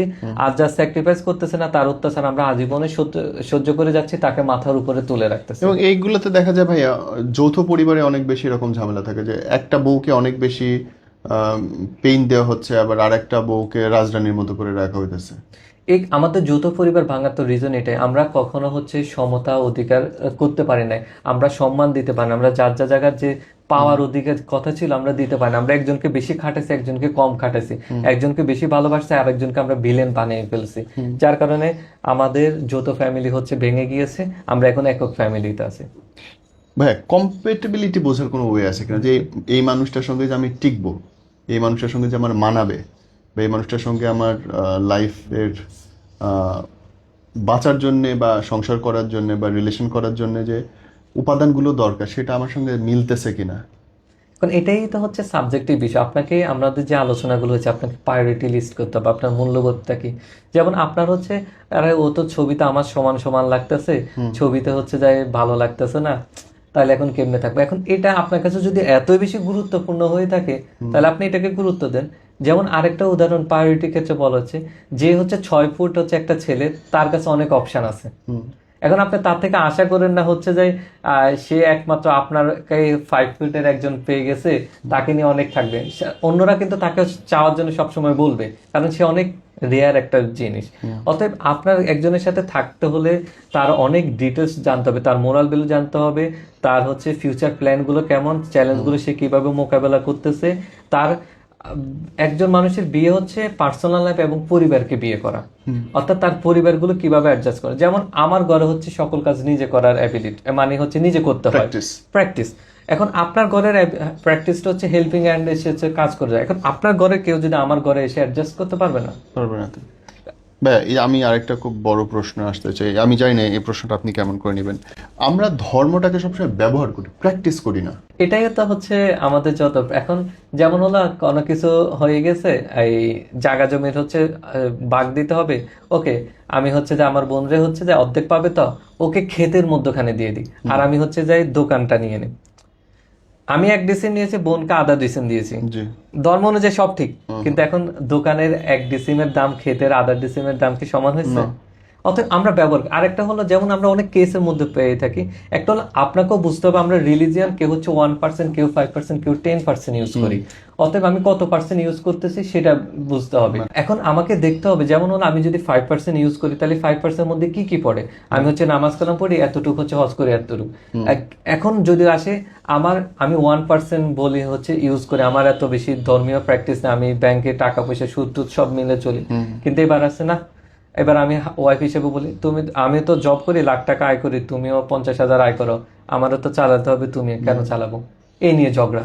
ওকে, এখন এখানে ইসলামের রেফারেন্স দিয়ে দিচ্ছে, তোমার তো পুরুষ হিসাবে আমাকে চালানোর দায়িত্ব, রাইট। এখন মারামারি শুরু হয়ে গেছে। এখন পলিটিক্যাল বিষয়গুলো হচ্ছে যেভাবে কাজ করতেছে, এখন ইসলাম এত বড় বা রিলিজিয়ন এত বড় হচ্ছে, আপনি যে কাজ করবেন ওটাকে রিলিজিয়াস ব্যাখ্যা দিয়ে দেন দেওয়া সম্ভব। এখন সবাই এমন এমন ব্যাখ্যা দিচ্ছে যার কারণে হচ্ছেটা কি আমরা কনফিউজ হচ্ছে। আর এখনকার জেনজি গ্রুপ সোশ্যাল মিডিয়া হতে থেকে শিখে সোশ্যাল মিডিয়াতে কি দেখতেছে, সোশ্যাল মিডিয়াতে একজন আরেকজনের শুধু হচ্ছে মারামারি দেখতেছে, এরা ইসলাম থেকে আরো ঝগড়া ইদানিং লাইভ হইতেছে। অতএব এরা এগুলো থেকে দূরে থাকবে। দেখেন, মা বাবার সাথে থাকলেও অনেক ঝগড়াঝাটি হয়, রিলেশনশিপ খারাপ হয়, আবার না থাকলেও তো অনেক নেগেটিভ হয়। আসলে সমাধানটা কোথায় বা ভবিষ্যৎটা কি? আমি এটার হচ্ছে ফিউচার অ্যানালাইসিস যদি বলেন অনেক ফ্যাক্টর গুলো দেখে আমি মনে করছি আমরা যারা স্বাধীন চেতা হতে চাচ্ছি বা আমরা স্বাধীনভাবে চলি, ওয়েলকাম লোনলিনেস লাইফ, আমরা হচ্ছে বেশিরভাগ লোক বৃদ্ধাশ্রমে থাকবো। বৃদ্ধাশ্রমে তো আবার একদিক থেকে মজাও আছে, কারণ আপনার সমবয়সী অনেকগুলো মানুষ থাকবে, তাও ডাক্তারি সুবিধা আছে, থাকা খাওয়ার সুবিধা আছে। ভালো বৃদ্ধাশ্রম হইলে তো মানে কি বলে হোস্টেল টাইপের সুবিধা। আপনাকে হচ্ছে আলোচনা একটা সময় বলছিলাম না, আপনার যখন হচ্ছে দাদা দাদি ওরা আপনি তাদের সামনে নাচতেছেন খেলতেছেন, এটা দেখে তার সুখ লাগতেছে। ওই সময় সুখের ডেফিনেশন হচ্ছে is not sex, is not মানি, আপনার আশপাশে সবাই আছে এটা দেখে ভালো লাগতেছে। কারণ বৃদ্ধ বয়সের একটা যেমন হচ্ছে আমি মৃত্যুর জন্য অপেক্ষা করবেন, তখন হচ্ছে আপনার কি দেখে শান্তি লাগবে, আমি লাইফে অনেক কিছু অ্যাচিভ করছি, আমার সামনে হচ্ছে একটা পরিবার আছে, পরিবারটাকে আপনার শান্তি। অতএব বলা আমরা যারা যারা শিখতেছি, আমরা তো আগে তো অনেক ভাই বোন ছিল, এখন তো সবাই একবার দুইটা সন্তানে নিচ্ছে, এবং সন্তানরা আমরাও হ্যাবিট হয়ে গেছে, আমরা ওয়াইফ বা হাজবেন্ড ছাড়া থাকবে না। তার আমি যখন মা বাবা হবে তারাও তো আরো মডার্ন হবে, তারা কি করবে, তারা আমাদের ছাড়া থাকা শিখবে। আর আমাদের দেশ হচ্ছে গরিব দেশ, আমরা কখনো হচ্ছে এটা সুযোগ হবে না যে সবাইকে ভাতা দিয়ে নিয়ে নিতে হবে। দিন শেষে হচ্ছে আমরা কেউ রাস্তায় আমাদেরকে ফেলে দিবে, দিন শেষে আমরা কেউ হচ্ছে বৃদ্ধাশ্রমে যাব, দিন শেষে আমার ছেলে অনেক বড় বড় আমি বলবো সে পাইলট ইঞ্জিনিয়ার হয়েছে, আমি ঘরে লোনলি একা মরতেছি। একার একটা বেস্ট উদাহরণ হচ্ছে নায়ক রিয়াজের শ্বশুর যে নিজে আত্মহত্যা করছিল, মনে আছে? কেন? Loneliness, that's loneliness life. আমি সবাইকে ওয়েলকাম জানাচ্ছি, কারণ আমরা তো সোশ্যাল মিডিয়া দ্বারা ইনফ্লুয়েন্স হই। That's right. মানে একা থাকো, তারপরে একা একা মরো, একা একা মরা, এবং হচ্ছে জীবনের মৃত্যু অপেক্ষা আপনি মৃত্যু চাইবেন, মৃত্যু আসবে না। উফ, এটা ভয়ঙ্কর। ভাইয়া, পলাশ মৃত্যুরটাকে আপনি কেমন করে দেখেন? ওকে, আপনারা যে আজকে ভাইরাল একটা হ্যান্ড রাইটিং অ্যানালাইসিসটা পেয়েছিলেন, যেমন হচ্ছে আমি ওখানে বলছিলাম মায়ের সাথে নেগেটিভ কানেকশন, ইমোশনাল কানেকশন, এবং হচ্ছে তার দিদিকে সে অনেক আস্থার একটা জায়গা, ওই অ্যানালাইসিসটা আসলে মূলত আমারই ছিল। এটা একটা গ্রাফোলজি হ্যান্ড রাইটিং অ্যানালাইসিস বলে, এটা একটু সুডো সায়েন্সের অংশ, বাট হচ্ছে কি ইনভেস্টিগেশনে সবই লাগে, আপনার পিওর সায়েন্স, রকেট সায়েন্সও লাগে, সোশ্যাল সায়েন্সও লাগে, ওগুলো লাগে, যেভাবে আগানো যায়। এখন আমি অ্যাজ এ সাইকোলজিস্ট হিসেবে বলবো, যেমন পলাশ সাহার মা হচ্ছে উনি কিন্তু হানিমুনে হচ্ছে যে ছেলের হানিমুনে গেছে, অর্থাৎ উনি চরম মাত্রা ইনসিকিউর একটা ব্যক্তি, এবং হচ্ছে যে নিজেকে বড় করার কারণ, ছেলেকে অনেক কষ্টে বড় করার কারণে অনেক কন্ট্রোলিং পাওয়ারটা ছিল, আর মা অনেক স্যাক্রিফাইস করে ছেলেকে এত বড় পজিশনে নিয়ে আসছে, ছেলেও সম্মানের কারণে মায়ের উপর কথা বলতে পারে না। এখানে আরেকটা বলবো, আপনি যে বলছেন আমরা ধর্ম ইউজ করি, এটা আরেকটা বেস্ট উদাহরণ হচ্ছে আমাদের মা বাবা অনেকে ধর্মের দোহাই দিয়ে আমাদের সন্তানের উপর অত্যাচার করে যাচ্ছে, জুলুম করে যাচ্ছে। কারণ আমরা সন্তান মা বাবাকে ভালোবাসি, শব্দটাও বলা যাবে না, এই জন্য মা বাবা আমাদের উপর অনেক জুলুম করতেছে। ঠিক একইভাবে এই কেসের ক্ষেত্রে হচ্ছে যে আমার এখানে কাউকে আমি মাকেও বিলীন বলবো না, কারণ এখানে যে কোনো একটা মানুষ মৃত্যুর পিছনে অনেক কারণ থাকে, তবে মৃত্যুর আগে হচ্ছে তার ইমোশনাল অবস্থা খুব আনস্টেবল থাকে, এটা বুঝতে হবে। যেখানের মধ্যে সবচেয়ে বড় ভুল হয়েছিল, তার মায়ের লিমিটটা ক্রসটা অনেক করেছিল। আমরা আসলে দেখেন এখন মারামারির জায়গাটা হয় কি, যখন আপনার আমার সাথে মারামারি হয়ে যাবে, আমরা হচ্ছে যাই সবসময় নিজেদেরকে ভালো প্রমাণ করার চেষ্টা করবো। পৃথিবীতে আমি সবচেয়ে বড় মিথ্যা প্র্যাকটিস জায়গা দেখছি আদালতের মধ্যে। সবাই আমি যখন বডি ল্যাঙ্গুয়েজ অ্যানালাইসিস করি, কিরে ভাই আমি তো দেখি কেউ সত্যি বলতেছে না। কারণ হলো, মনে করেন আপনি আমাকে প্রথমে 3টা বাড়ি মারছেন, পরে আমি আপনাকে 2টা বাড়ি মারছি এমন জোরে যেন আপনার হাত পা ভেঙে গেছে, কিন্তু আপনি কেস করে দিয়েছেন আমাকে। দোষী কিন্তু প্রথমে শুরু করছেন আপনি, উস্কাই দিচ্ছেন আমাকে। Right. এখন আমি আমাকে প্রুভ করবো কি না? আমি তো হচ্ছে যে ওকে শুধু আস্তে করছি, আমাকে পক্ষ সমর্থনে চলে যাচ্ছে। অর্থাৎ এখানে কেউ সত্য না। এই জন্য হচ্ছে এই জাতীয় সোশ্যাল মিডিয়া দেখে অ্যানালাইসিস করা যায় না। আমার কথা হচ্ছে এগুলো তদন্ত হওয়া দরকার। আর হচ্ছে বাংলাদেশে এই কেসগুলোকে অনেক পাবলিকলি হচ্ছে কিছু যদি আমরা বিচার ব্যবস্থাকে নিয়ে আসতে পারি, আমাদের যেমন জনি ডেপ এদের অ্যানালাইসিস গুলো ছিল, তাহলে আমরা অনেক ভালো কিছু করতে পারবো। ভাইয়া, মানুষের জীবনে সবচেয়ে বেশি কেয়ারিং মানুষ কারা হয় রিলেশনশিপে, এবং সবচেয়ে বেশি টক্সিক মানুষ কারা হয়? কেয়ারিং তো যদি বলেন, আমি ছেলেদের মধ্যে বলবো 5-10% ছেলেরা কেয়ারিং বা রোমান্টিক, বাকি তো না আমরা। কারণ আমাদের জেনেটিক ভাবে এটা।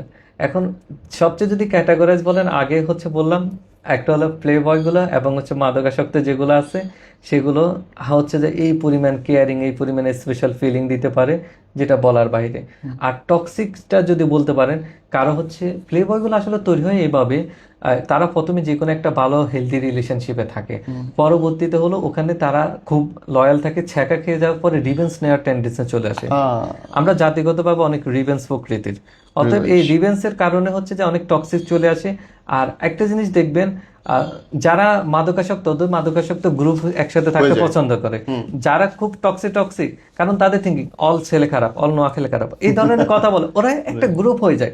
অতএব টক্সিক একটা গ্রুপ থাকে, কিন্তু তারা বোঝে না যে আমার কমিউনিকেশনের প্রবলেম, আমি হচ্ছে যে অন্যকে ওভার কন্ট্রোলিং করতে চাচ্ছি, আমার দ্বারা অন্য কেউ সম্মান পাচ্ছে না, রেসপেক্ট পাচ্ছে না, আমি আমার জায়গায় দায়িত্ববোধ পূরণ করতেছি না। That is the problem.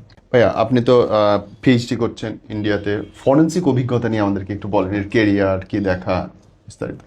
এটা আফসোসের বিষয় হলো, আমরা বাংলাদেশে হচ্ছে যাই এখন পর্যন্ত ফরেনসিক সায়েন্সের কোনো সাবজেক্ট পর্যন্ত নাই। আমি যেখানে পড়াশোনা করি ওখানে সাবজেক্ট হচ্ছে এরকম forensic biology, forensic physics, forensic dental, forensic civil, অর্থাৎ সব ফরেনসিক।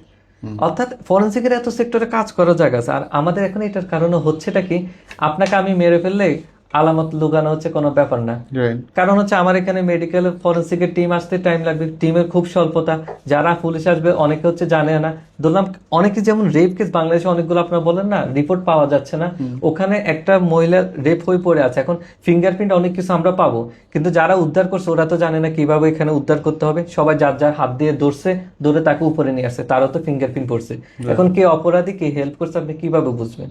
অতএব বাংলাদেশকে আমি বলবো, চোররা যেন চুরি করতে পারে এবং হচ্ছে ডাকাতরা ডাকাত করতে পারে, এই জন্য আমাদের জাতিগতভাবে হচ্ছে ফরেন্সিককে আগাতে দেয় না। কারণ আমরা ফরেন্সিকে আগে যাবো, আপনি চুরি করবেন, আমি জানবো এই পথে আপনাকে ধরতে পারবো, এই শিকাটাই বন্ধ করে রাখছে। মানে চোর ডাকাত যেন চুরি করতে পারে, এর একটা সুযোগ সুবিধা আমরা করে দিয়ে রাখছি আমাদের শিক্ষা। ধরবেন কিভাবে? একটা হচ্ছে আপনার আদালত হচ্ছে প্রমাণের জায়গা, আবেগের জায়গা না। আমরা জানি বাংলাদেশে কে কি করছে, প্রমাণ করতে পারতেছে না, সবাই ছুটে যাবে। বাহ ভাই, thank you, it was good to meet you, and আমরা অনেক কিছু জানলাম। Thank you, Allah bless you. Thank you ভাই, এখানে আমাকে ইনভাইট করার জন্য এবং সময় দেওয়ার জন্য। আশা করি দর্শকরা অনেক কিছু জানতে পারবে। আর আমি আসলে আমার ক্লিনিক্যাল অভিজ্ঞতাতেও বলেছিলাম, যার কারণে হচ্ছে কেউ ওভার জেনারেলাইজেশন করবেন না যে এটা এরকম এটা এরকম। সবকিছু ডিপে যাওয়ার চেষ্টা করবেন, মাল্টি অ্যাঙ্গেলে দেখবেন এবং নিজেকে অনেক নিউট্রাল ভাবে থিঙ্কিং করবেন। কোনো পক্ষতে যাবেন না, নিজে হ্যাপি হওয়ার চেষ্টা করেন। অ্যাটেনশন অন্যজনের লাগবে না, অন্যজন সোশ্যাল মিডিয়া কি বলছে এর থেকে ইনফ্লুয়েন্স হবেন না। Thank you.